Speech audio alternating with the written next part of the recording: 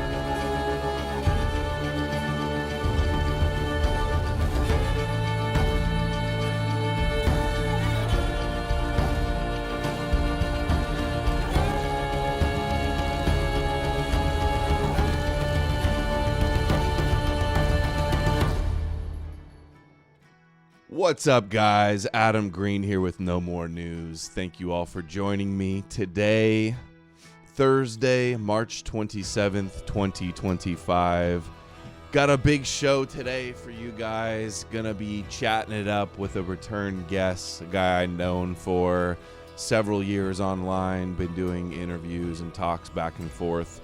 Today we're gonna be discussing Disinfo, Spergs, Shills, and all the latest news in politics with our guest, Brandon Martinez is here. What's up, Brandon? How you doing? Thanks for coming on.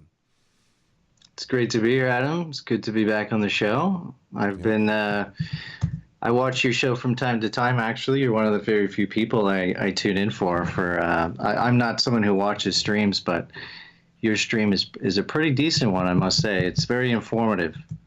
Thank you. So, yeah, I definitely hyper-focus on the religious issues, which is some of the disinfo I want to get in today. But, you know, I've caught your material over the years as well, and I think we agree on a lot of things. I understand where you're coming from on a lot of things. We're kind of in the same spheres, so we see a lot of the same problems, like the grifters, the disinfo, the Spergs. So I wanted to bring you on and talk about some of that. The screwed up, messed up alt media scene, man. I mean, we've been in this for 10 years, and it's just gotten crazier and crazier every single year. Like the type of shit that we've seen in the past year, it just blows my mind. You know, stuff like Kanye West, Sperg out, then Candace Owens jumps on that bandwagon, and we got the Stu Peters nonsense and that whole sector, which you cover a bit more than me, the whole religious Christian thing. I mean, there's like all these different elements in the alt media. You got like the dissident right, you got the Christian nationalists, you got anti-Zionists who don't get into the other stuff, just focus on Israel, and then you got these Russophiles, and it's like, I'm just trying to pick apart all. I like to cover that stuff more than just the mainstream shit, because the mainstream shit's boring. It's like, I'm not going to sit around and watch CNN for hours and pick apart, you know, the latest CNN talking points. You know, that's stuff that you might see Mark Dice do. He's been doing that for like 20 years, just like making fun of CNN people. But for me, that shit's boring. So that's why I get into the alt media narrative. The new media. You are the media now, like Elon always says. The mainstream alternative media, like Elon has called it. And you already named some of the names. And it's like even the biggest names, like Louder with Crowder or Tim Pool or Joe Rogan and Alex Jones, it's all just such shit. Nothing even worth watching, all complete grifters and disinfo and shilling for, if it's not shilling for Israel, it's shilling for Russia and Putin. And where did you want to start, though? Like, given the title, Disinfo, Spergs, and Shills, like what's front and center on your mind? Some of the stuff you've been working on, or, you know, what are your thoughts? Well, what's interesting is I've been kind of working on something adjacent to what you've been doing. It's not exactly what you've been doing, but you're more focused on the theological critiques of these religions. And it's definitely an interesting avenue. it's not my forte, let's say. It's not something that I dig into too much. But I made a few articles recently where I'm digging into what I call like the hyper obsessed, hyper focused JQers, and they tend to ignore any other involvement of, say, Christians or really any other group of people involved in pretty much the same thing. So I produced 3 major articles where I dug into mass immigration, I dug into the LGBT trans issue, and I dug into feminism. And in every single case, if you go back to the very beginnings of these movements, Christians are also promoting that stuff and are right at the center of all of that stuff from the very beginning. Like, for example, the Christian suffragette movement. So, like, all the initial feminists in America and Britain were Christian. Like, that's a fact. There was, like, Christian Temperance Union and stuff like this. Elizabeth Cady Stanton, Susan Anthony, all the original suffragettes were Christian, same in Britain. And my point of doing that article is not to blame Christians for all this stuff, because it's also like atheists, people are agnostic who are involved in the same shit. But I'm just people that, like, you're just trying to run cover for Jews, right? That's what they'll say.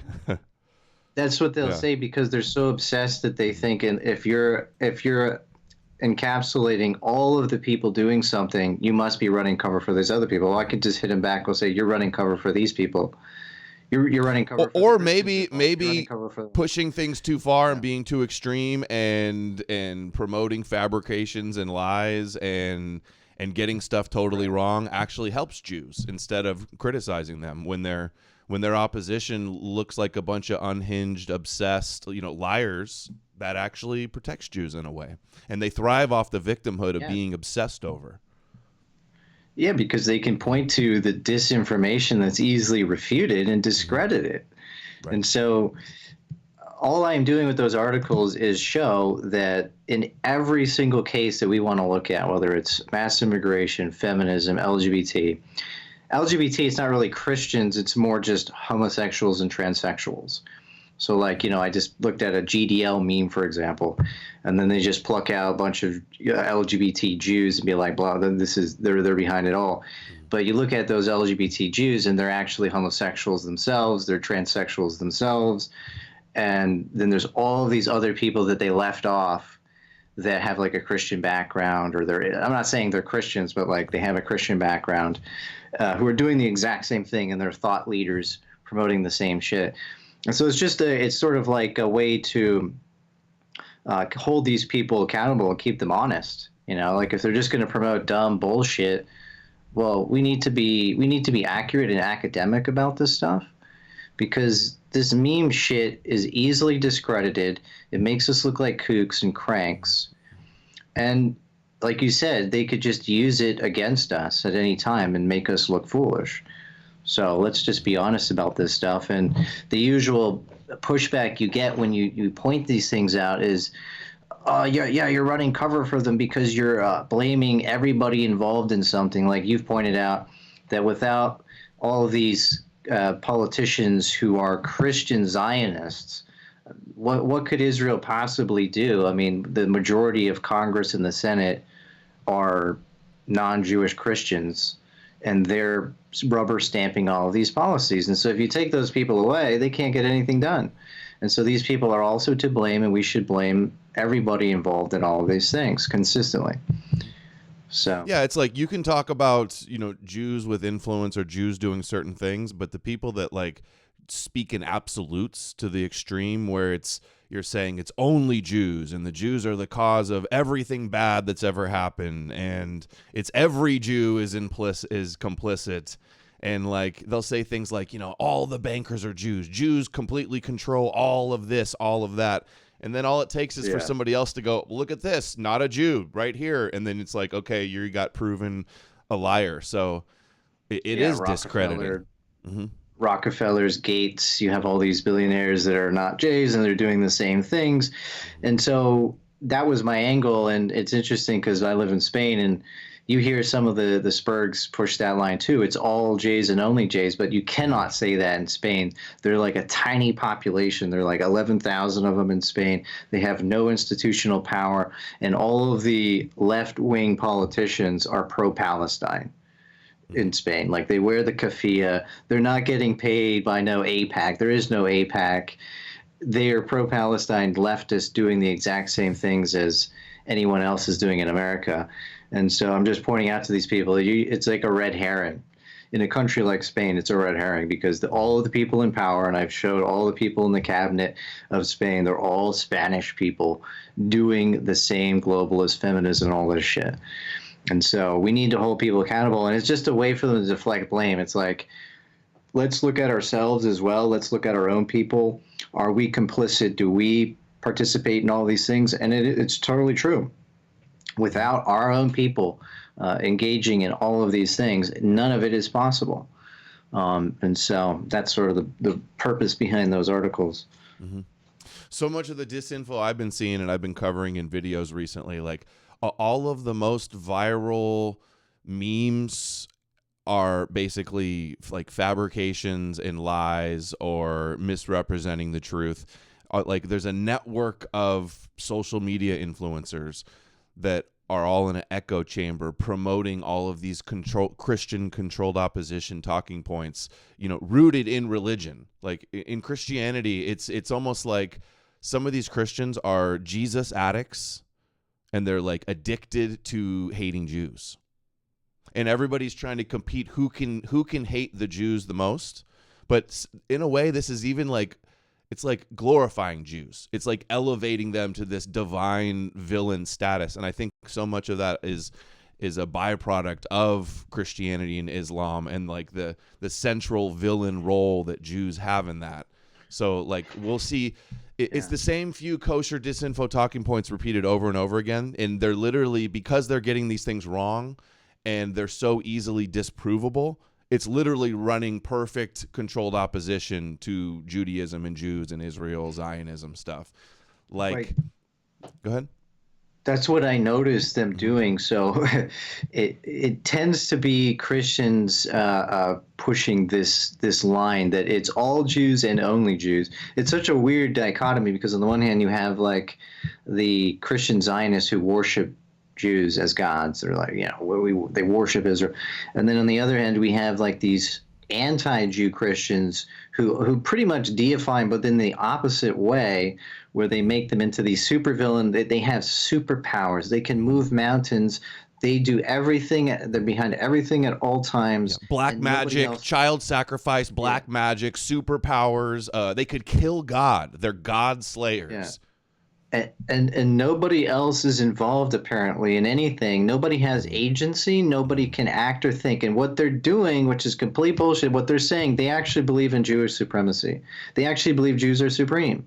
They believe only Jews can think, only Jews can act, and everybody else is a moron who's just being led by the nose and cannot think or act on their own. And it's a complete lie. It's a complete lie. All these politicians who are complicit with all this shit, they're doing it because they want to do it, right? They want to do it. Even if they are bribed or whatever, taking a bribe makes you complicit. Mm-hmm. So don't make excuses for such people. It's complete nonsense.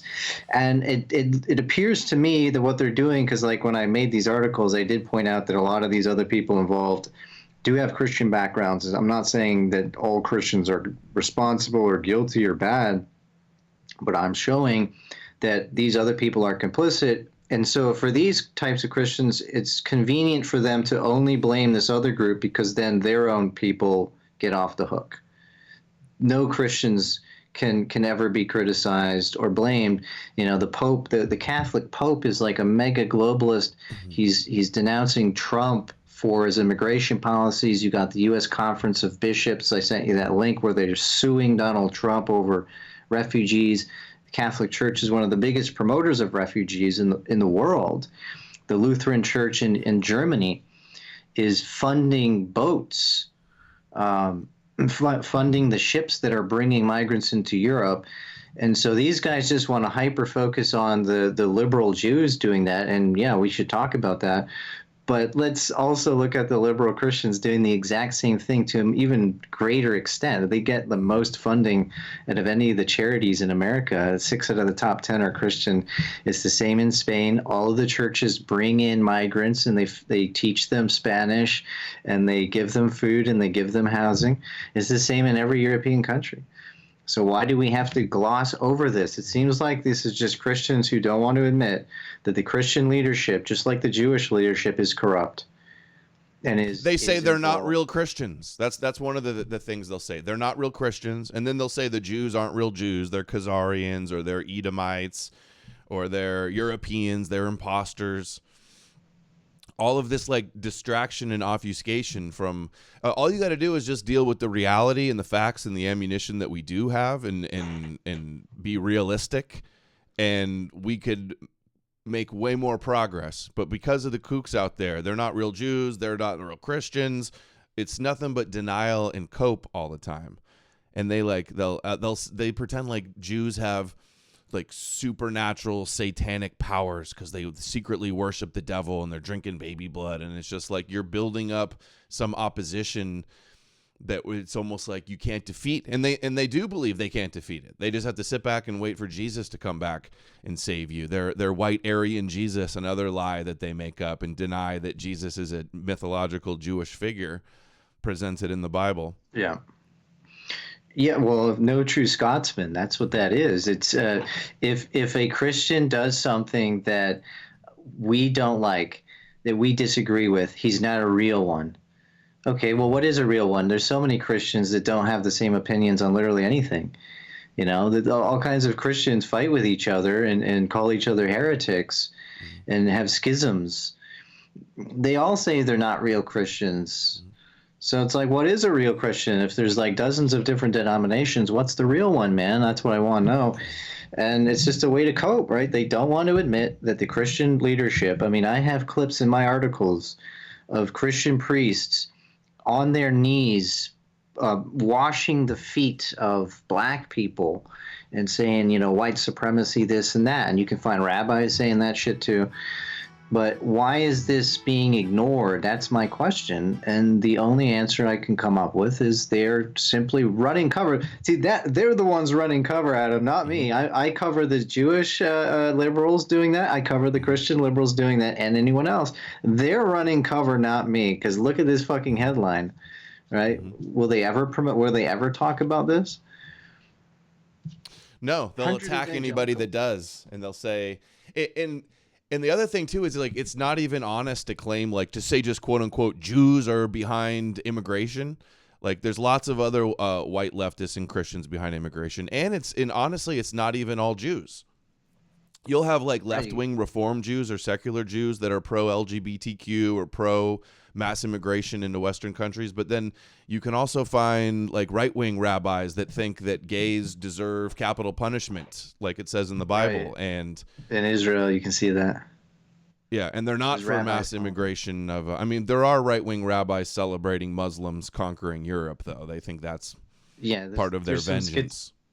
Right, there's some schizo ones that say that, but then you have Jews like Eric Zemmour and Stephen Miller in the West that are fighting tooth and nail against immigration. Now they're not part of any lobby or anything; they're individuals who are Jews who are against mass immigration.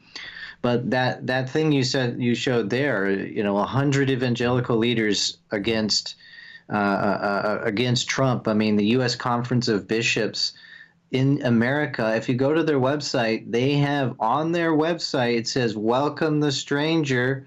And they're the biggest charity promoting mass refugee resettlement in America. Billions of dollars they get every single year. Protestant Church in Germany funding the Sea-Watch boats coming into Europe. Yeah. The Pope says they're not invaders. Europe needs to take them in. And disavowing Trump, disavowing nationalism, disavowing anti-Semitism, and then they'll even did you see the U.S. bishops official organization disavowed Fuentes and the Groypers, but then they still LARP around like they're Catholics and Catholicism is like the answer to save the West. It's such a joke. All these guys, these Christians online that act like they're all based and red-pilled and white nationalists and stuff, every one of them censured, disavowed, excommunicated from all their churches, and yet they still LARP like that's the answer.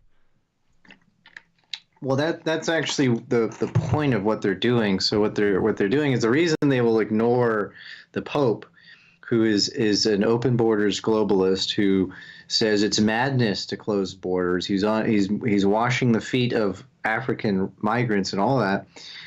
And the reason the Fuentes crowd will either deny that or never talk about it, never analyze it, is because they are trying to promote Christianity as the solution to everything happening, right? They want to say Christianity is the solution to globalism, modernity, open borders, LGBT, blah, blah, blah, blah, blah.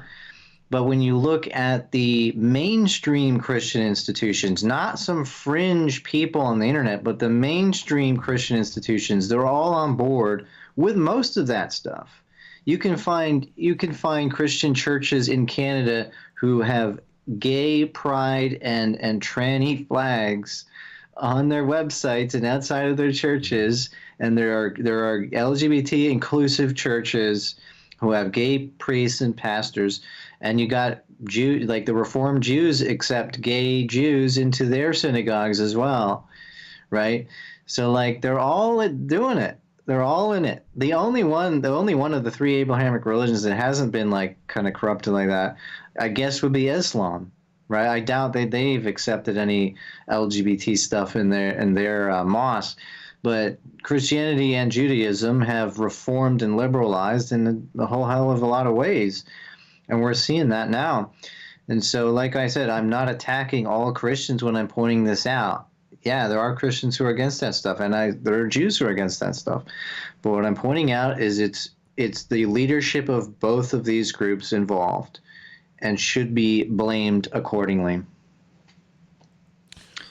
Right.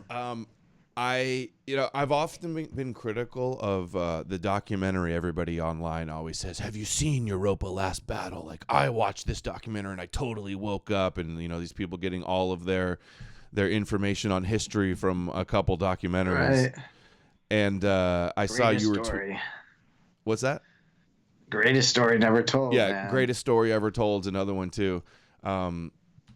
I had wanted to do a watch of it and then try to fact check it or give commentary on it, but Keith Woods has done a blog series, investigating the claims in Europa's Last Battle, and only in the very beginning, it's like almost all the claims are wrong. Pretty much, yeah. It's like 9 out of 10 are either like fully wrong or at least misrepresented in some way. Mm-hmm. Typical stuff. It's a great piece by Woods. It's surprising that he was willing to go after that documentary, because obviously he's going to tick off some of his own followers who may be inclined towards that type of thing. But I believe in putting truth over clout. Right. It should be, we should be honest brokers. We shouldn't be, if we're going to condemn other people for being liars, inveterate liars and corrupt, well, we're no better if we're just lying and memeing and making up a bunch of bullshit to feed conspiracies to gullible people on the internet for clout. And we should fact check all of this shit and find out what's true and what's not true here. What bothers, in both these documentaries, Greatest Story Never Told and Europa Last Battle, they both portray Nazis as like hardcore Christians, and this is like a religious thing, like, oh, the Christian Nazis versus the Zionist America and England and the communist Jewish Soviets, and that's not even true. Everything I've seen was that they were abandoning Christianity for like Nordic Germanic paganism. Yes, they privately they were attacking it. Yeah, like they were trying to push into the public this thing called positive Christianity, which was a complete like decimation of actual Christianity. It was pretty much just reforming it into a Hitler cult. more or less replacing it with like the worship of the state, the worship of the race, and so on. So they were not hardcore Christians. This is a fabrication. Some of these, like, it's like they can make him into whatever they want him to be, because they just cherry pick anything out, right? Because like you can find a statement Hitler makes where he's like, Jesus was based, he was a warrior. Like you can find all kinds of stuff. You can find the private statements. What they said in public and private are different, right? A lot of the shit they said in public was for public consumption, and was not what they were saying in private. They didn't want to offend the masses of Germany who were perhaps Christian at the time by going too hard on that stuff, right? Mm-hmm. Doesn't mean they believed it. Goebbels bashes Christianity. I think Hitler called it moral syphilis. It's in the table talk, stuff like that. Yeah, they were all about the race stuff, way above the Christian, whether it's Christianity or even paganism. Himmler. Yeah, the Christians were all disavowing them for the race stuff and for the pagan stuff. Also, yeah. But hey, Christ is king. That's the answer. All of these Nazi Christians online are ignoring all of that and saying no, they were hardcore Catholics, and we all got to believe in Jewish fairy tale stories and Jewish prophecies and worshiping the Jewish Messiah and the God of Israel. That's nothing the Jews hate more than that, don't you know? I think the whole Christ is king thing is literally a psyop to make Jews victim and to make the opposition kosher that's worshiping the king of the Jews. It's a strange dichotomy, because on the one hand they are worshiping. It is the same God. I mean, I've said this to them. It's that if they believe that the Old Testament God is their God, then that's the same God. No, they worship Satan. That's one of the big lies they always say. They secretly worship Satan, and then. Right. Every day I'll see this and it'll get thousands of likes, tens of thousands of likes, and then they'll show the quote from some Jew that's a fabricated quote made published after he died in somebody else's book. It's not on tape. It's not recorded. It's not in something he published. It's not like it's some basically anti-Semitic guy fabricated some quotes and put it in his thing saying the Jewish guy supposedly says, Jews don't like to admit it, but our God is really Lucifer. It's just a cope lie for Christians for them not to deal with the fact that they worship the Jewish God of the Old Testament, the same God as the Jews. And that was the whole goal of Judaism, was to get all of the nations to worship the God of Israel. Yeah, I saw a clip you put out showing that some of the rabbis were saying that that they actually hate the pagans more, or the pagan idol worshippers are like a worse enemy. Worse and it's than like Christians. You can find some like pretty radical Jews that will bash Christians or bash Muslims or bash other religions, but like it looks like they're kind of prioritizing their hate. Right? So it's like up here is the pagan idol worshippers, and then a bit lower is the Muslims and Christians, because they at least share the core Abrahamic tenets. That seems to be the logic of the rabbis, right? And so they're going to deny that for sure, because they don't want to admit there's any similarities at all. So I see this every day online. It's some of the worst disinfo that Jews worship Satan. That's what they'll say. The secret in Judaism is actually that they think Christianity is satanic and Jesus represents Satan. That's what they actually think. They don't worship Satan. They think Satan works for God. But the Christians share around these memes all the time. That one quote of the fabricated quote, and then they'll also share their only other bit of evidence is a fake clip of a supposed Rabbi Finkelstein. Have you seen that? I'm sure you've seen the Rabbi Finkelstein thing going around the internet for years, right? Was that like an interview or something with a fake interview? Right, a fake interview with some fake made-up rabbi that says all types of outrageous shit. All the stuff that the Christians... Some like Wignat made that or something. Or like, James like Wickstrom, a Christian identity charlatan, made that. And these, it's sad to see all the big accounts and all of, I don't know if they're botted or it's just armies of low IQ, gullible sheep that have no discernment. They never fact check anything. They just see something, want it to be true. It confirms their bias, and then they share it and think it's real. Try walking into like a high level debate or like a discussion with a serious person and that's your material and your evidence. You're going to be laughed out of the room, and you're going to make anti-Semites look retarded and increase sympathy for Jews because of you lunatics. Yeah, well, like maybe they're sponsoring some of this to make it look retarded and make it look low IQ. There could be some of that. I mean, there's some evidence that the ADL kind of backed some neo-Nazis back in the day, or there's just incentive for it too, because there's a contest online. Who could be the most sensational? Who can have the best quote, right? And this is what's so annoying is, me and my guys will actually watch all the rabbi videos we can find. We'll edit it up, all of like the actual conspiracy of what they believe and what they're doing and what they think. And then none of these accounts will share those videos. They only share the lies and the disinfo. Like, where is that going to get us? Mm-hmm.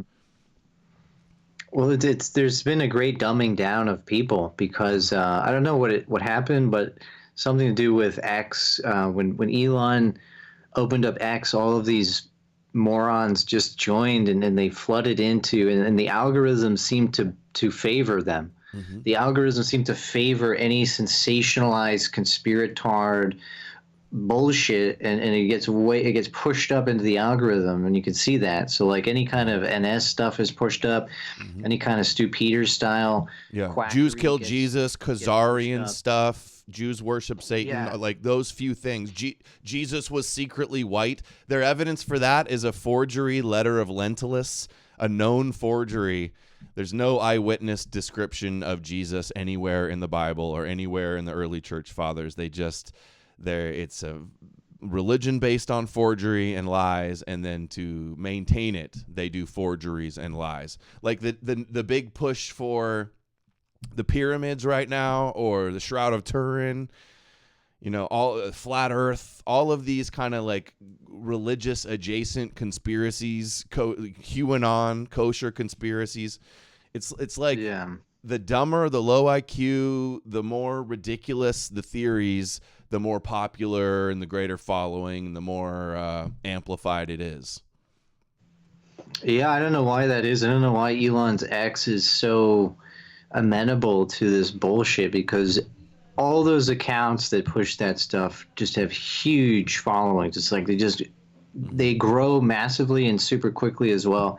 There must be some kind of botting going on with these people. It's like Jackson Hinkle. That guy comes out of nowhere, and then he gets 2 million followers in like 2 months. All of the biggest accounts that are critical of Jews with all the disinfo that also shill for Russia and Putin, like your Dr. Lupus and Bilzerian and the Tates and Stu and Lucas Gage. Dr. Lupus, the OnlyFans tranny, or what's going on with that? Jake Shields, Fresh and Fits, Elijah Schaefer, Fuentes, like all of that. the kosher controlled Abrahamic alliance, Sneeko, opposition. Yeah, they all get massively boosted. They signal boost each other. Mm-hmm. So it's like a little club, a little network. The Tate will retweet them. Sneeko will retweet them. Fresh and Fit will have them on.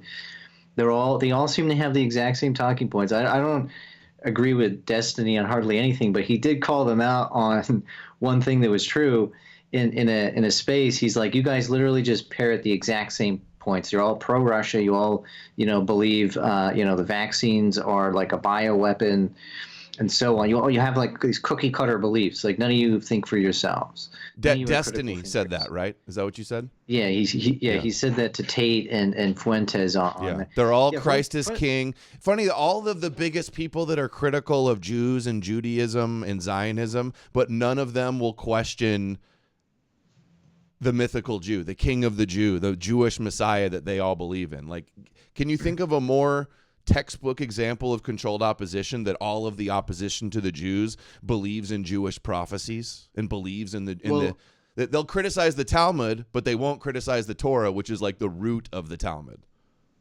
The Talmud is just commentaries about the Torah. anyway. And the memes with the insane. Talmuds, they have fake verses, or they'll completely intentionally ignore the context of a verse. They'll have completely fake books.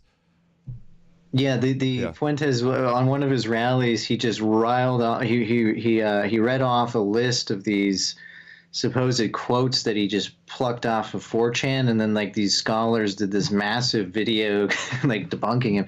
So these people are lazy. This is the thing, is that they don't fact check, they don't think critically, they're lazy, they're opportunistic, and they'll just go with anything that's sensationalist that they think will boost them up in the algorithm. So they're just grifters. Yeah. They don't care about facts. They don't care about truth. And ultimately what they're using, they're memifying this J issue in order to distract you from this other stuff that's also part of it. So like the Christians will just hyper focus in on that and completely ignore all these other people doing the same thing who are either Christians themselves or have a Christian background. You know, and it's just a very convenient thing now. They're just using it. It's like Andrew Tate, he can just use this issue now to deflect from his own disgusting behavior and his own crimes and be like, yeah, all the people sweeping for him, and he just got accused of beating or choking or hitting another one of his girlfriends when he was just here in America. Yeah, and then he can just do this Jake he's posting, and then everybody forgets about him and what he's up to, and he's a sleazy, slimy scam artist. He did pornography himself. He got rich off of pornography, scamming men, tricking them, taking their money, and now he's LARPing as a conservative who's trying to empower men, and he's a religious guy now. It's all bullshit. It's all fake lies. It's a fake persona to get money. That's it. He's a grifter. And none of them are really calling him out on it. It's like Fuentes used to call him out on it. He actually called for them to be put in jail at one point, and then he completely flipped. And now he's pro Tate because they're mutually grifting off each other. They got something to made a deal. Mm-hmm. And he's doing the Kanye West thing again. Kanye West comes out with a swastika massive chain. He goes completely bonkers, right? His website has one item for sale, a swastika T-shirt. Yeah, after doing an advertisement at the Super Bowl, and that's his only item for sale. And after he's a gift to the Jews too. I don't want to hear people saying, "Oh, he's moving the Overton window or he's waking people up." No, he's not. He's giving Jews a boogeyman to point at. He's trotted out his wife naked at an event.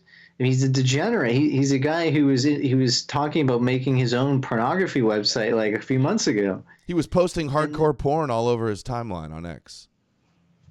Yeah, but like Nick loves it. So Nick, who's like, "Oh, optics, and you guys are wignats," and then now when his favorite black rapper does it, it's totally cool and based, and they're gonna. I'm sure the Jews are just like shivering in their boots, trembling in their boots over Kanye and his swastikas with Fuentes. If that's the opposition, if that's their opposition, this degenerate and bipolar rapper. Mm-hmm. And Fuentes, if that's the opposition, it's not opposition. It's just a joke. Yeah, we got Bilzerian and Andrew Tate and Kanye and Fresh and Fit and Jake Shields and Fuentes leading the charge, like, you know. And you guys are blackpilling. Bilzerian, another completely hedonistic, degenerate person who came out of this super materialistic. He's in that Tate sphere, right? He's like posting Instagram pictures with women. That was his whole bit for years, glorifying materialism and degeneracy and chasing women and doing drugs and doing cocaine, right? All this stuff. And all of a sudden he has this massive epiphany, and now he's like holier than thou, and he's the face of condemning the Jays and blah blah blah. It's like if they couldn't pick like better spokesman, like the ADL couldn't handpick better spokesmen to be their opposition with these types of people. Mm-hmm, mm-hmm. And then also, what do? Anybody that doesn't get in line with their little echo chamber, they call them Jews. Everybody's a Jew. How about the J Sperging?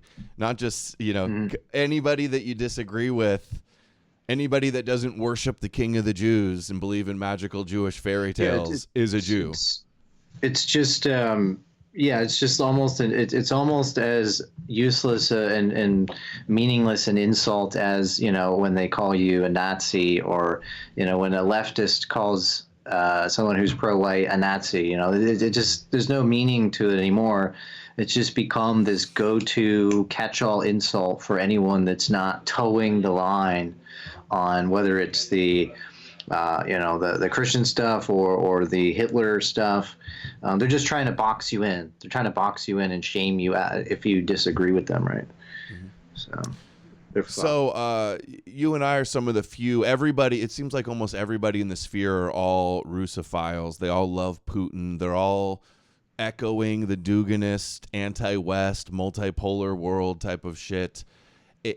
I wonder how many people are just like lemming followers that have just bought into all of this paradigm, or some people, especially like Alex Jones and Stu and so many people, obviously Jackson Hinkle. It's just like they're so obsessed with constantly shitting on Zelensky and like trying to glorify Putin. It just doesn't even seem like genuine or authentic at all. And we know Tim Pool got busted, or I should say Tenet Media, Lauren Chen, who was paying other people like Tim Pool, got busted for it. But it's just wild. Elon even too. I saw you were on Twitter. You were kind of praising Elon for being pro-white, but like, did you see all the Elon Russia Zelensky stuff? Yeah, I mentioned that at the end of that post. I said he's taking up this weird anti-Ukrainian position because probably because he's got Tucker Carlson in his ear, and he's always retweeting Jeffrey Sachs and these people, and these are like the biggest ziggers and Putin shills out there. So the thing with Elon is he's not sophisticated. He doesn't do much research. He's a guy who will watch a stupid video on X and just believe it. And so that's sort of where he's getting all his information about the Ukraine war from these people. So that's where that sort of comes from, because he used to be kind of pro-Ukraine at the beginning of the war, and then he changed, he flipped because he's getting in line with like J.D. Vance. J.D. Vance is probably the worst one in that circle, right? He like hates Europe, and he has no solidarity with any European country. Kind of a weird, he's like all against Ukraine aid, but he's all for Israel aid. It seems to be that's the case. It's like they're against the Ukraine aid, but not the Israel aid. They're all in for that. What do you think's going on with the status? And last I heard, Trump's signing some type of deal with Zelensky, and like Putin rejected a deal or something. What's the latest on that front?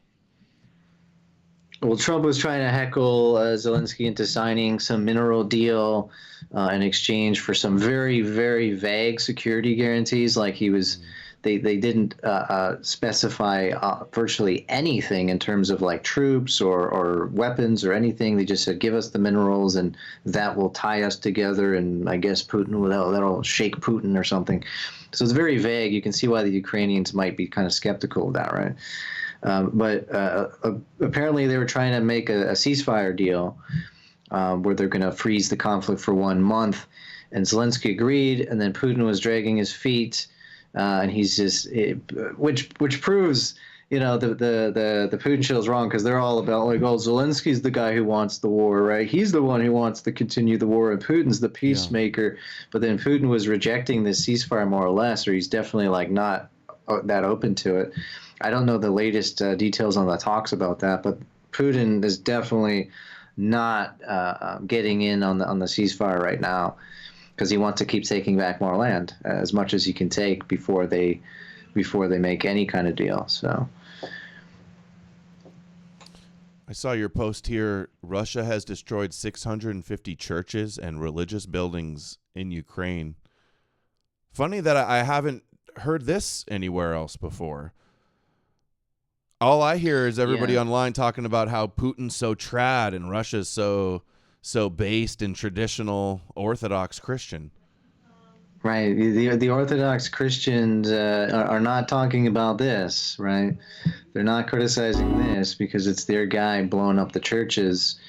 So when it's their guy blowing up the churches, they have no issue. You're never going to hear Candace Owens talk about this. She's always blasting off about. That's another one I forgot to mention in the list. Candace Owens. Like, the list is like the worst of the worst. It's all like new people, many of them not even white.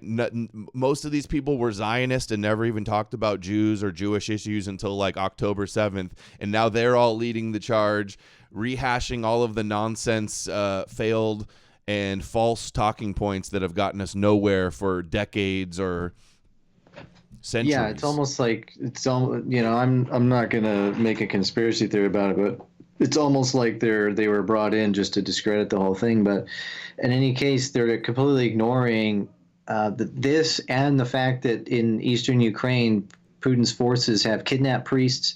They shut down the Catholic and Protestant churches in eastern Ukraine because they're not Russian Orthodox.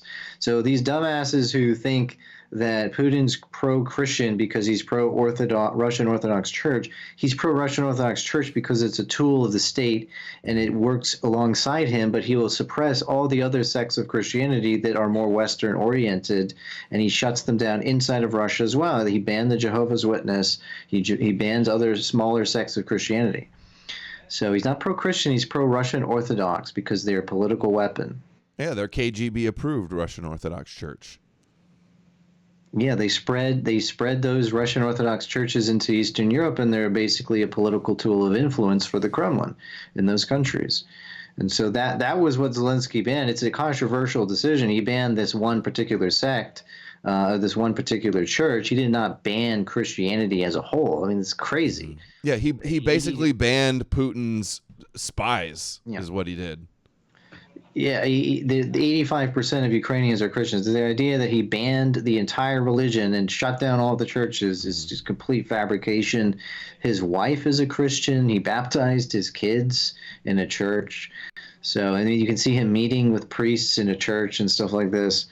Yeah, it's just low info crap that Tucker pushes. It's amazing how insane Tucker Carlson is. I mean, this is a guy who pretends to be an intellectual who writes books, and he's this great journalist, but he's just spreading the most asinine garbage about this conflict. And now he's going off about UFOs and how demons attacking him in bed. Yeah, he's being assailed by demonic entities in his own home. I mean, the guy is completely insane, and he's all his shit is clickbait. I mean, when he went independent, one of the first interviews he did was with that complete weirdo loser who claimed that he gave a blowjob to Obama, like just salacious rumor crap. Yeah, and Alex Jones too. Alex Jones became one of his top guys. Yeah, around that time too. Alex Jones, and look at all these people. They're all interviewing Dugin. I mean, Carlson went to Russia and interviewed Dugin just like last month. Yeah. Right? So did Judge Napolitano. InfoWars sent their guy Greg Reese, who is a flat earther that's promoting Khazar shit and Christian. I'm not sure he's a Christian actually. He was promoting the pyramid, and he's a flat earther too. He spent 6 months in Russia. Alex Jones's top manager or assistant is a Russian, also. Yeah, and Alex has long-standing links to Dugin. He interviewed him many times on InfoWars. He's been interviewed on Solovyev, that Russian propagandist in the Kremlin. Alex Jones went on the guy's show, and he says, I know you guys are not expansionists. Yeah. As they're expanding into Ukraine, it's complete ridiculous propaganda. Yeah, they invaded, and now they're trying to annex land and territory, but they're not expansionists. Exactly. Yeah, he has that. The guy that put on the Teflon, that one of the top Putin propagandists in Russia, he has him on all the time. Also, like the released hostage, the weapons trafficker, that guy's also a regular on InfoWars all the time now. Alex Jones's son converted to Russian Orthodox. Even he has Jay Dyer on Fourth Hour all the time and in studio. Jay Dyer is a massive Russophile, a massive Duginist, a massive shill for that side, and has been for years. And so, like, these connections are not a figment of my imagination. These networks are real. I mean, I've been saying this for years that they've infiltrated the alt media because this cannot be organic. These people know nothing about that part of the world, Ukraine and Russia, and yet they're pontificating as if they're experts, like they know about this place, and And all they have seem the same obsessed topic. with it too. Yeah, and then they all, it turns out, have some kind of link either to Dugan or they're getting paid by some businessman like Tenet Media.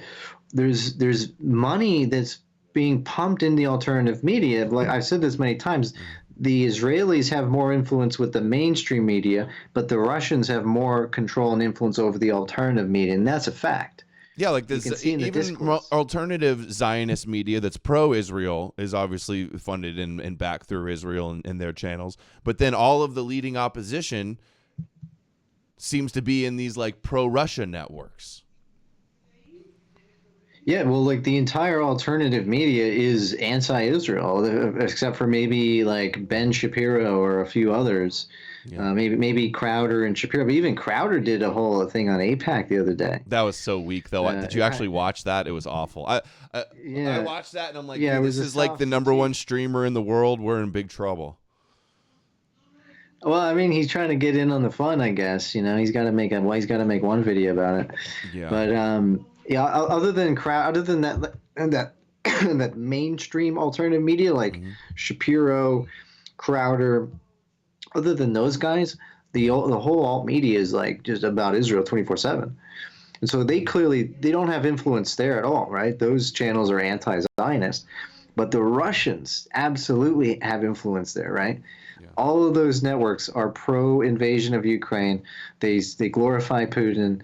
They obsess about Zelensky and this and whatever the flaws they can find in Ukraine. They blow it up so that they can demonize the country and justify this mass occupation. Imagine Ukraine invaded Russia and all they talked about was like the flaws of Putin in Russia as they're being invaded. I mean, it doesn't make sense. It's clearly calculated. And it's also anti-West. Like you see the rhetoric from Russia that they'll even blame for what's going on in Israel. They'll blame America foreign policy for that, or they're constantly talking about like Russia's not talking about like influence of Jews or crazy Zionist supremacists in Israel. They're talking about the evil satanic West and the evil satanic and antichrist America, and threatening us with nukes and stuff. And then I'll see crazy stuff like, oh, Russia doesn't want to cave to everything NATO says or something. They're so disingenuous with their analysis. It comes off as just pure propaganda. And if people think that there's a bunch of Israeli-paid shills and propagandists online, but there's no Russian, you're out of your mind. They already got one of them got busted recently, and that's just one that we know about. Right, that's just the one that they exposed. There was another group of black nationalists who were charged with Russian. It was like a Russian influence operation, and these black nationalists were being used by this Russian guy named Ivanov and to create divisions. It was during the election. And they're using these black nationalists. So you see how it works.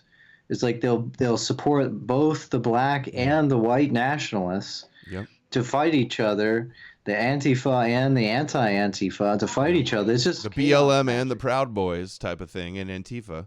Yeah. That's what Dugan actually advised in his book. He says we're going to back all the separatists, the nationalists, the crazies, the kooks, the anarchists, pretty much anything nutty, crazy, and violent, nihilistic. Will back it so that they destroy themselves from within. Yeah. And they've been doing that in Europe as well. And you got people promote like isolationist policies too. Was in that quote with Dugan, which I always see whenever I see that too. It's always like less power for America and more power for China and Russia and the BRICS is what they're promoting with that. And I noticed this with all the attacks on the Fed and like the petrodollar and the financial system of the West. Like, are they trying to collapse our financial system? You think that'll be good for Western civilization? And with the Fed stuff, I saw you had a post about the Fed. Like they try to always claim like the Fed is all just completely Jewish. It's all the Rothschilds or Jewish bankers. They don't have the facts to back that up. And I saw you post. I wasn't aware of it, but apparently a lot of they just cherry pick a couple of the Jewish leaders of the Fed and ignore all the rest of the non-Jewish ones. Yeah.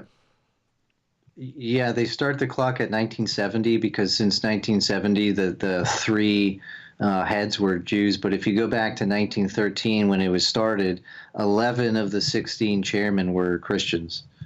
And then you zoom out even more and you look at the board and you'll see maybe there's like 2 Jews and like 6 Christians or something like that.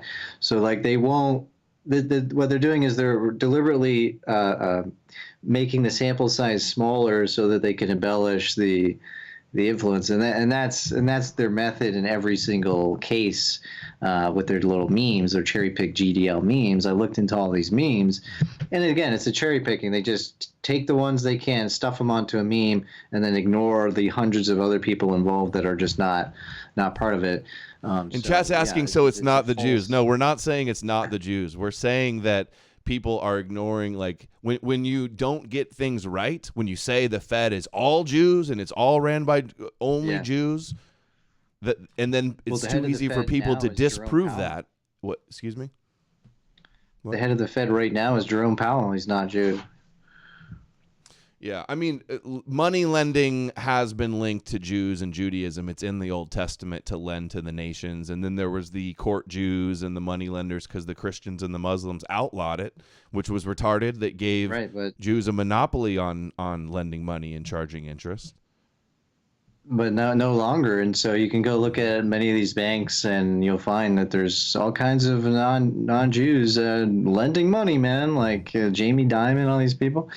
And the Fed, well, their misinformation about it is they think it's completely private. It's a mixed hybrid system where like every bank in America has to own stock in the local Fed. They're unable to sell the stock. It's not like a regular stock where you can sell it and do this stuff. You can only hold it to be a member of the system. And most of the profits of the Fed go back to the Treasury at the end of the year. It's like a 95% of it. And then of the 5% that's not, it's used to pay the operating costs. And then there's a dividend payment of 6% that goes to all the members of the system. That's how they set up this hybrid system. But 95% of the money is going back to the U.S. Treasury. Now, the Bank of England is owned by the government of England. It was nationalized in 1946. Right. In fact, virtually. And there's Bank of International Settlements, too. Like, I don't know. Is it Jews behind that? I'm not sure. No, that is just all the banks of the world, all the central banks of the world as members of that thing. So it's like a central bank of all the central banks. But if you look at pretty much 90+% of all central banks are state-owned. They're owned by the government entirely. Right. And then I think there's about 8 of them that are a mixed system where they're partially privatized and partially government owned. It's like a mixed hybrid. And then you see like the Ron Pauls that are, very pro-Russia. Ron Paul had a show on RT, and he's constantly attacking the Fed and promoting gold-backed currency and gold. Mm-hmm. This is InfoWars stuff we've heard for 20 years as well. I know Russia and Putin's heavily invested in gold, so that could be benefiting them too. A collapse of the Western economy is what the rabbis say is part of their prophecy for the fall of Edom. They wouldn't mind seeing that happen as long as Israel rise up if the West falls. So they're promoting the gold, undermining America's financial system, supporting. I see Mike Adams. He's another one. He's like, oh, I support BRICS, and, we're corrupt and we're evil. And he supports BRICS and the communist China and Russia. Yeah, they hate themselves. They hate themselves. They hate the West. They hate our countries. They want to destroy our countries from within. Being a patriot doesn't mean you hate your own country. Being a patriot means you love your own country. You want to make it better, and you want to fix your country. You don't attack your own country generically as we're the bad guys, we're evil, we deserve what we're gonna get. Yeah, God needs to punish us. That's something I'll hear too. Like, we're sinners, we're Sodom and Gomorrah. God's wrath and vengeance is going to come on us because we're so globo homo and LGBTQ, right? Putin and the based Muslims, they should take us out, like that type of idea. It's complete nonsense. It's nihilistic rage. So basically, they don't like the trajectory of their society. They don't like where it's going. And so instead of trying to fix it and make it better, they invite violence from outside. And a ton of these people promote that. They get into that Dugin shit because he promotes that. They want what's happening in Ukraine to happen to us. They want a foreign country to come and blow us up and kill us and kill our children, kill our families. They are enemies within. I mean, if you're calling for violence against your own country, invasions and military violence against your own country, you're a traitor. Yeah. You're not America first Right? if you're rooting for our adversaries and you're rooting against our country. Yeah. You want us to decrease in power. Like, even what do if you think don't about agree with the Bitcoin? Have you heard the theory that Bitcoin is Russia's behind Bitcoin and they're gonna build it up, make a bunch of money, and then they're gonna rug pull it and then crash the financial system, and that'll be the excuse to usher in like a one world currency type of thing? I don't know enough about Bitcoin to speculate about that. It's possible they could be planning something like that. I mean, Putin's trying to build this coalition of BRICS, right? The Chinese, the African nations, the Islamic nations. He's trying to get them to stop selling in dollars, and he's trying to do whatever he can to weaken the West so he can build his Eurasian sphere, his Eurasian empire, or whatever. But look what happens when you disobey Vladimir Putin. You don't have to love your own government to recognize the flaws of other governments. And that's the problem I see with Western commentators is they only see the flaws in their own government and not in these other governments who are actually doing something far worse. I mean, you know, as bad as the Canadian government is, it's not bombing Ukraine right now, and Putin is.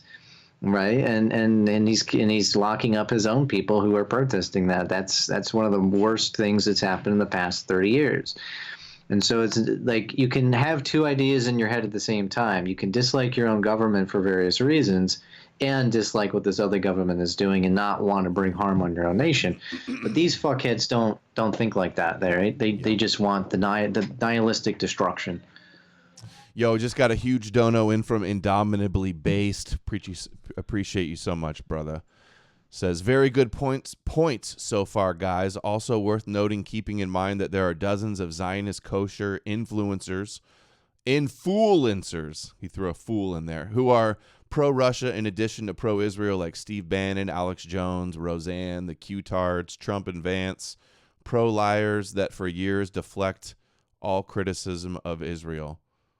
And they all shill Jesus and religion, too, as well. Another one from Fight Sports Talk says, I've noticed that a lot of the most anti-Western imperialist war activists like Jill Stein, I'll throw in Code Pink, George Galloway, Jackson Hinkle, Abby Martin, are pro-communist and Middle Eastern imperialist. You guys do a great job pointing out that they just hate the West like SJWs. Yep. And John Garadis says, true. Go ahead. You can comment on that. I'll read the next one.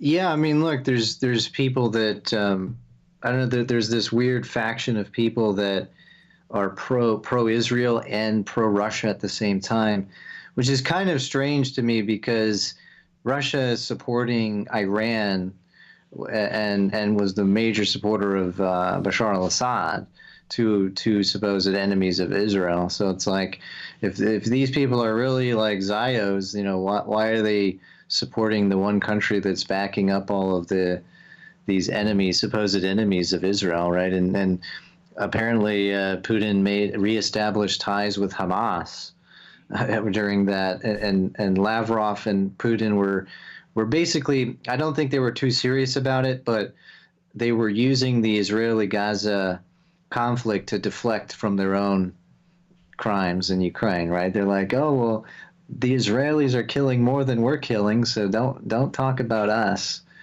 You know, that was the line coming from Lavrov, and so kind of convenient deflection, but I don't know whether that's born of money being passed around or what. John Garadas says, Shekel in Goyim. Martinez is one of the best pro-Ukrainian and pro-West voices we have. He also greatly dismantles Putin's propaganda and exposes Hitler's crimes against Ukrainians and other nations. It's the first I've heard of that one. What did Hitler do to the Ukrainians? Well, he invaded the USSR and he did attack. Well, the Ukraine was part of the USSR during that time. And he essentially what happened was he tricked the Ukrainians into thinking that he was going to liberate them from the Soviet Union and give them their own state. But that's absolutely not what he did. So he went in, he kind of propagandized some of them to think he's the liberator. Some of them joined the fight. More Ukrainians fought for the Soviets than they fought for the Germans. There's about 200,000 that fought for the Germans. But then he began arresting all of the leaders of the Ukrainian nationalist groups, putting them in prison. Stepan Bandera was in a German concentration camp. They shot some of them. They killed some of them. And they started to colonize parts of Ukraine and move German settlers in because Hitler wanted to take all the fertile soil in Ukraine and turn it into Lebensraum. And so it was a betrayal that he did, and so these people who don't know history don't know that because they don't study it, right? They just see Europe at the last battle, and it gives you no details about what happened, right? But he did kill and deport and expel many thousands of Ukrainians as well. I've heard of the Holodomor, but I haven't heard of that before. Interesting. Indomitably Based again says, arguably Russia isn't supporting Iran. They're using Iran for armaments, making it harder for Iran to defend itself. Isn't giving them armaments helping them defend themselves, though? I think they might end up, it's possible they could abandon Iran, or they could team up with Iran and China in a war with America and Europe and England. No, I mean the Russians build a lot of the infrastructure in Iran, a lot of the military installations and stuff, and they give them missiles and stuff. They like to use Iran as a bargaining chip with the West, and so Iran, the Russians will back Iran and pump support or withdraw support at different times to get stuff out of Israel or to get stuff out of the West. So it's just like a bargaining chip Putin uses. And I'm not saying he's like committed to defending them, but yeah, he was defending Assad too, right? And look at what happened to him. Yeah. Did nothing. Isn't that suspicious that Russia did nothing to try to save Assad's regime? That was a weird situation. Apparently Assad just completely gave up and fled the country, and then at that point it was all over. A really weird thing going on there. I haven't been following that, but let me ask you, does this sound like real nationalism to you?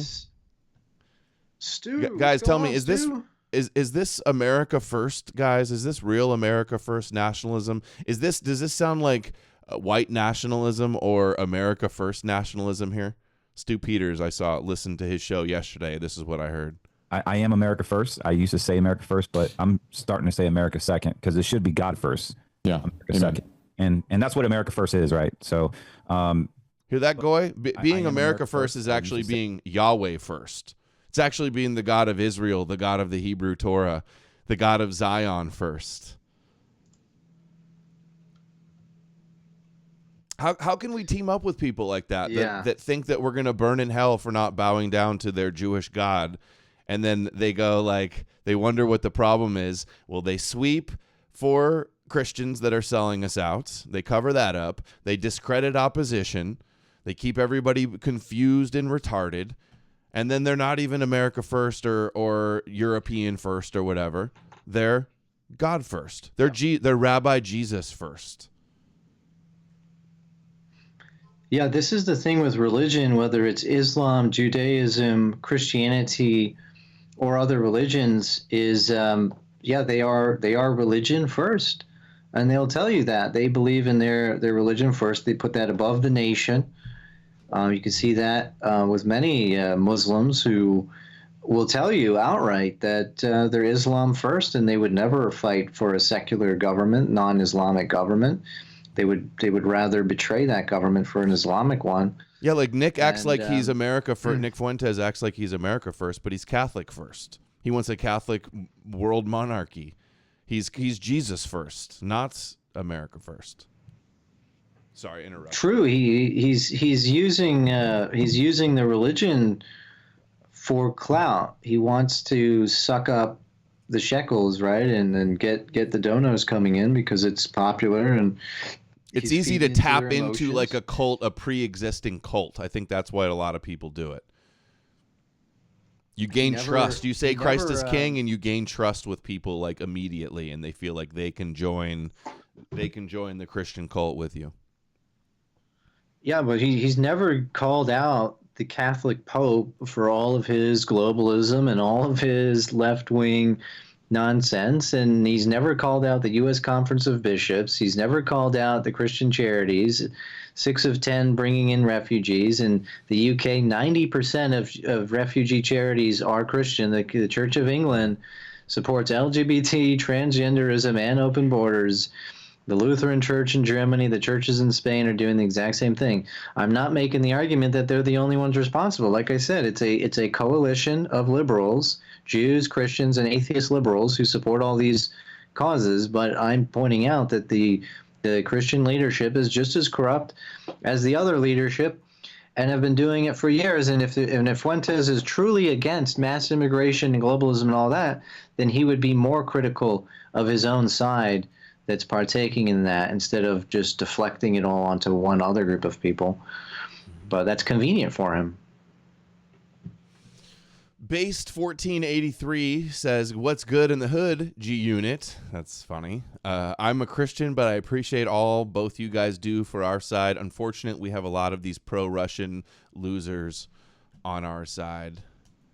And Zionist Cuck says, "Christians do not identify with their skin tone, rather with brothers in Christ. That's why every white Christian is a traitor to their own people. They cry for Gaza when Europe is being flooded." That's one massive contradiction I noticed in all the dissident right commentators. Notice how they're all up in arms for the Gaza situation, but not for Ukraine. In fact, they all pretty much support the bombardment of Ukraine, the kidnapping. Putin has sent cannibals, literal cannibals, into Ukraine. He's let them out of the jails, sent them into Ukraine, brought them back to Russia, who then went in to kill and rape Russians. So this country's being terrorized, and we have people... Well, they'll say they're all Nazis. They'll be like, the Ukrainians are Nazis. They're either Nazis or Jews. That's what I'll hear to justify that they don't matter. In majority, they're like primarily... I saw the rates more... There's more church attendance, greater Christian church attendance in Ukraine than in Russia. The church attendance in Russia is minimal. There's more church attendance in America than Russia. And so what these guys talking about, they're just making up a bunch of crap. Putin just goes into a church and lights a candle, and they think he's some based Orthodox believer. He's not. Yeah. Right? He also visits the wall and lights the menorah and kisses he kissed the Quran. Right? Yeah. Yeah, these guys who want to tell me, oh, well, some of the Spergs will be like, oh, well, they control him too. I was like, well, just showing me a picture of him at the Wailing Wall is not good enough. He's in the churches, he's in the mosques, he's kissing the Quran, like you said. He kisses every religion. That's just what politicians do. He's pro-Abrahamic. We can say that. But he has caveats, right? Is he really though? He is in lip service pro-Abrahamic, but I don't think he believes it, and I think he's just in on the program. He's in on the Abrahamic PSYOP program. That's what I think. Well, you notice what he does is he pretty much his operation is to pluck out factions in the religion that will support him, and then he will prop them up.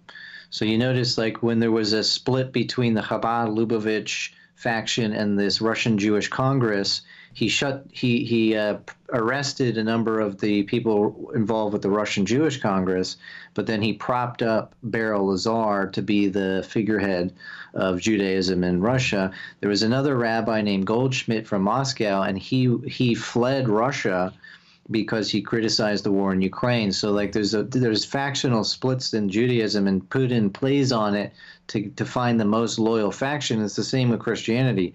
He will see that like the Protestants and the Catholics are not as loyal to Russia as the Russian Orthodox are. Don't you think that Putin is allied with Netanyahu and Israel on deep levels, whether it's like the communists that went to set up Israel? You know, I hear some people online saying that Israel is like the front or the proxy for the Soviet Union or something along those lines.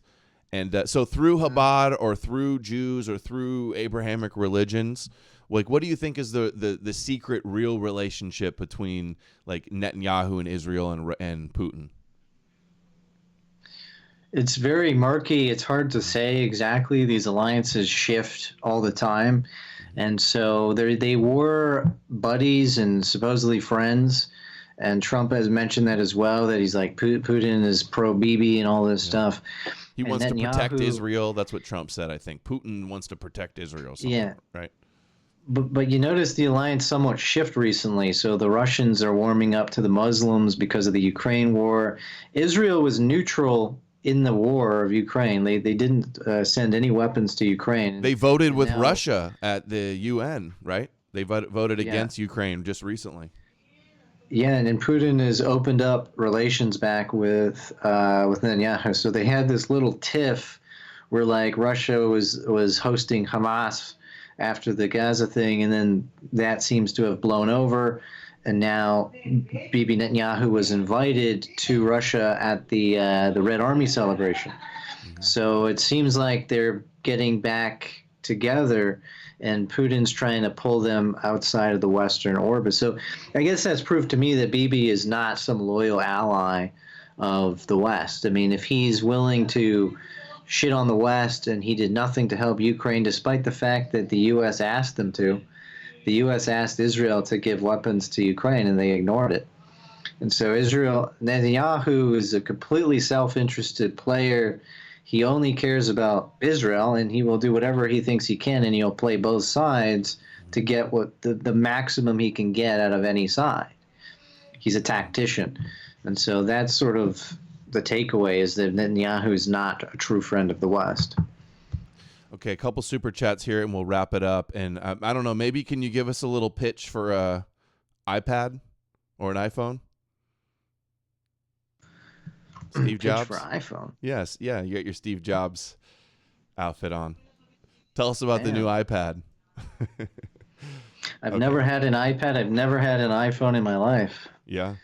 I'm a Samsung guy, man. Yeah, I've always been a PC Samsung guy myself. But you do have the did I call you Tim Cook? Is that what I'm getting mixed up? Who is the other guy of Apple? Tim Cook is the CEO of Apple. Who is the old CEO of Apple? I'm just making a Steve Jobs joke. Yeah, that was a Steve Jobs joke. Not that funny. The Viking style going on, huh? I don't know. I cut my hair, and I'm wearing a blazer. So blazer with is that one of your T-shirts? Yep, this is the Trump They Live, No More News. That's a good one. How do you think Trump's doing? How would you rate Trump's first month or 2 months he's been in office? 3 months, I guess. Yeah, it's kind of a mixed bag. You know, he's a bit erratic on the foreign policy shit. So like, you know, when he started, he did the whole Zelensky stunt, and this was like clearly premeditated, trying to throw them under the bus. You know, he's just a populist, so he will do things that he thinks is red meat for the base, you know. So he picks these fights with all these foreign countries. He's picking fights with Canada. He's picking fights with Europe. This is all kind of blowhard populist stuff. The deportations looked good at the beginning, right? He was deporting a lot of illegals, but apparently that has slowed down to some degree. I haven't followed the numbers or anything. He did do some good stuff about transgenderism recently. He passed some kind of ban on transgenders in women's sports and in transitioning and stuff. He's banned minors from taking transition. So hormones. you see him positively as like some of the social issues, but like foreign policy, the slavish devotion to Israel. Basically, that's where you're at. Yeah, that's a weird thing to me because I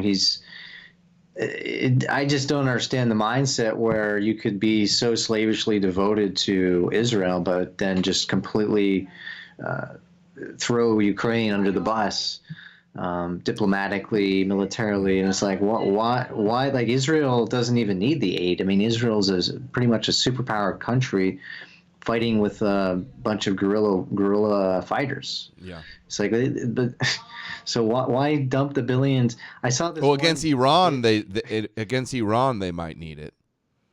You against Hamas, obviously they have it under control, but against Iran and also Yemen and the Houthis, sending missiles and drones. Also, like, it's America that shot those down when that happened. There was this woman on Piers Morgan, and she's like, I forget her name. Her name was like Bayat or something. She's like this weird ass name, but she's Jewish, and she is pro-Israel.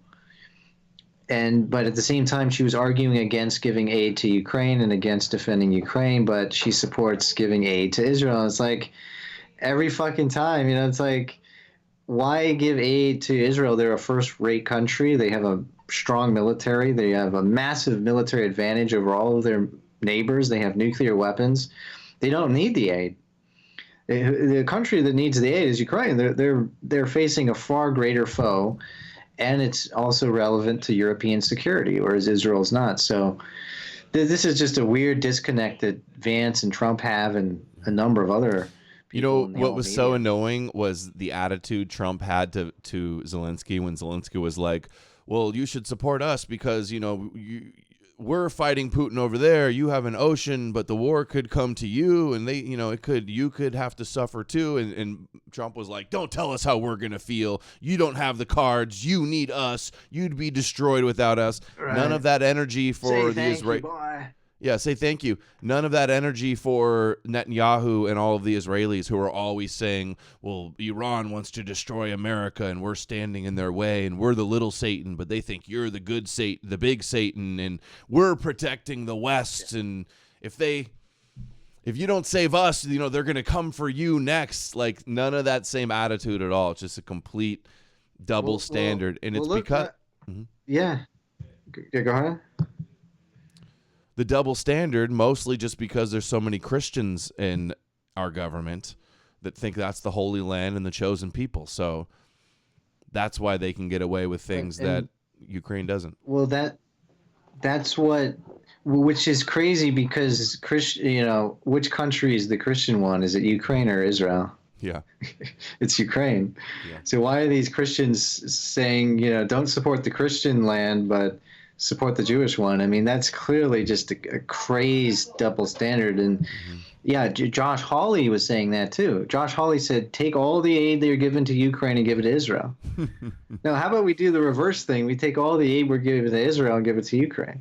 How about we take all the money Elon saves with Doge and give that all to us, the Americans? That's the real deal. Yeah, as well. I mean, to at least be consistent and say, okay, you're against all the aid, fine. I mean, that would be consistent, but these guys aren't consistent. And it's clear that Trump is also willing to engage in military action against the Houthis, but then he's saying that, to give anti-missile defense systems to Ukraine is interventionism, and we don't want to do interventionism. But you're doing interventionism in Yemen, so it's like, this is complete bullshit, man. Or how they're like, Zelensky doesn't want peace. Zelensky doesn't want peace. Like, no talk about Putin, the one being the aggressor that doesn't want peace. Let's do these super chats. They don't put the blame on Putin. Right. Yeah. And never. They don't say that Netanyahu. They don't say that Netanyahu doesn't want peace, right? Yeah. Well, actually, Trump did say that. Remember, He did say that it was Netanyahu that didn't want to make peace. He is on record saying that on audio. Oh, did he? Yeah. But then he supports it anyway. So Yeah, he supports it anyway because that's what he had to do to get back in probably. All right, here are a couple super chats and we will close it because we're already over time that I told you. Optics Prime says, great show and subject. The gold standard was removed in 1971 by Nixon, which was our currency along with silver per the Constitution. Fight Sport Talk says, what about Trump's bombing of Yemen? All the good stuff he's done will mean nothing if he goes all in on the Middle East. That is true. Indomitably Based again for 25. Appreciate you for all the donos tonight, Indomitably. Of note, Putin was so interested in Israel that he traveled there extensively in the 90s as deputy mayor of St. Petersburg. He also was raised by Orthodox Jewish neighbors and condemned Alexander Lukashenko for being anti-Semitic. Miscellaneous. Yeah, I mean, go ahead. That. Yeah, I mean, he's pro Judaism, he's pro Orthodox Christianity, he's pro Chabad, he's pro Islam. He has ties to all those religions. So, yeah, I mean, he's not traditional. These people try to portray him as like he's a secret anti-Semite or something. I mean, this is nonsense. Obviously, he's not. He's anti-Ukrainian. We could say that. He wants to wipe Ukrainians off the face of the earth. But the thing is, I don't buy this like he's Jewish controlled and the whole war is about that, because there's Jews in Ukraine who have died in the war. There's Jews who have their synagogues have been blown up, for example, in some cities in eastern Ukraine. A lot of the oligarchs in Ukraine who are Jewish, their businesses were blown up by Russian missiles and they lost billions of dollars. So it can't be truly about that. Something else. Did you hear that, like, there's Putin is holding some Chabad ultra-Orthodox books, and then Chabad wanted them. And then because of the war, there was, like, sanctions on a bank, and they were penalizing the bank, and then they were going to give that to Chabad for Putin not giving over their books or some shit, too. Did you ever hear about that story? Yeah. I hear, yeah, he's got some library to do with Chabad that he's using as leverage. Right, pretty much. But here's my take is that he has the power. Nobody's above him. You can find Jews who support him and Jews who are against him. The rabbi in Moscow fled the country because he didn't support the war and he was going to be arrested. He's criticized Zelensky and says he's like a Jewish Nazi and he's not a real Jew and stuff like that. So Putin's main thing is not that. I mean, the purpose of his war is not a religious motive. It is a geopolitical Eurasianist motive. He wants to capture Ukraine and bring it under Russian influence. So that's his motivation. The stuff about the religion is kind of to the side, right? He's used Muslim troops from Chechnya to attack Ukraine, so it's clearly not some just Christian versus Muslim thing or Jewish versus Christian thing. Zelensky, his wife is Christian, so it's not really about religion. I think people are overemphasizing this aspect, right? And they're on both sides of this conflict, so it's not about that. Bolslaw for 25 says there are lots of connections between Putin and Israel. Chabad and Jews, for example, they first met with Netanyahu in his synagogue on Hanukkah. I don't think, I mean, I'm definitely not minimizing connections between Putin and Israel. I don't think Brandon is either. I'm saying that it's not like the only thing he considers in foreign policy or domestic policy. You've seen he's been willing to arrest various Jews in Russia who criticize him. And so if he's just like the puppet of them, why would he do that? Why would he kill Ukrainians? Some Ukrainian Jews have died in this war who are fighting on. There was one of those rabbis in Kiev. His son was killed on the front lines. There's Spergs Jews who are in the army. And so it's not about that. He's willing to kill Jews if they go against him, and he's willing to praise Jews if they support him. And so that's what it's about. He is a dictator, right?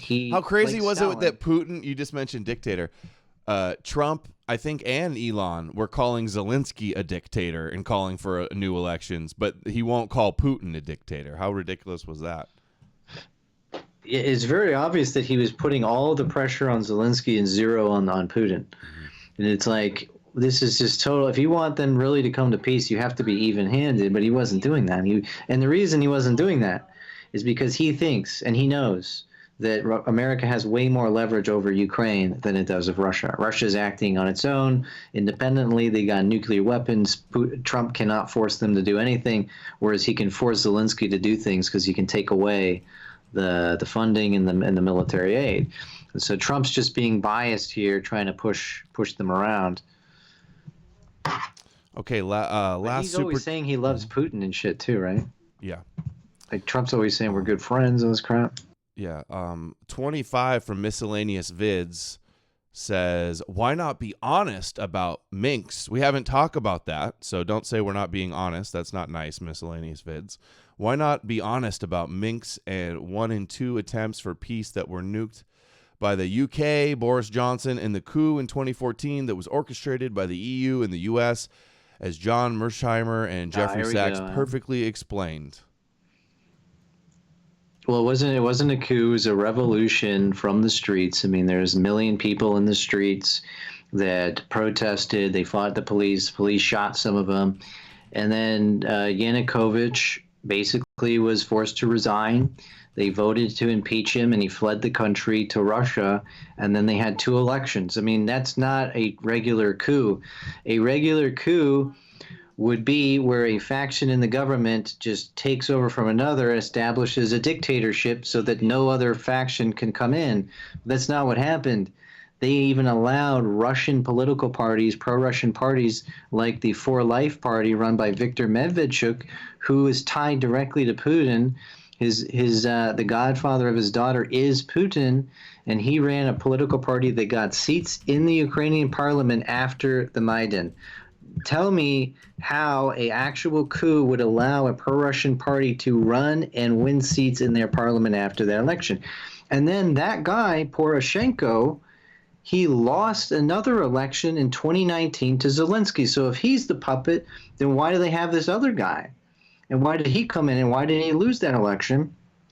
And Zelensky came in running on the platform that he's going to make a deal with the Russians. That was his platform in 2019. He was telling Azov to disarm. You know, he was going to make peace. He was saying you should let them speak Russian in the East. That was Zelensky's pitch. Yeah. And so how is he a puppet? I mean, he was like kind of pro-Russian at that time. I saw a video of Putin saying, that's ridiculous. We're not going to take any of Ukraine. We want nothing to do with Ukraine. I saw him say that. It was like 10 years ago, I think. Maybe it was 20 years ago he said that, and which was a lie, apparently. Yeah, in 2002, Putin said that he expected Ukraine to increase their relationship with NATO, and he says it's a matter for those 2 countries. So in 2002, he green-lighted the Ukrainian-NATO relationship, and then he changed his opinion later. Yeah, if you're worried about NATO being on your border so much that you invade Ukraine because you're worried that they're going to join NATO, well, then now they're even closer to your border because you invaded in more. So I don't buy that excuse at all, Miscellaneous Vids. I think John Mersheimer and Jeffrey Sachs are very likely on the payroll of Russia, like so many of these other people.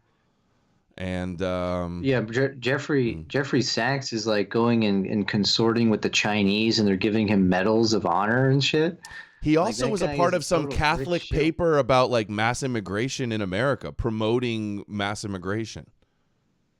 Did you see that? He is a total he's a total shill for BRICS and these Eastern powers. He's just one of these weirdos like Glenn Greenwald, who's on record saying that his journalistic mission is to change perceptions about Russia. He went to Russia and said that his whole purpose is just to convince the West that Russia's good.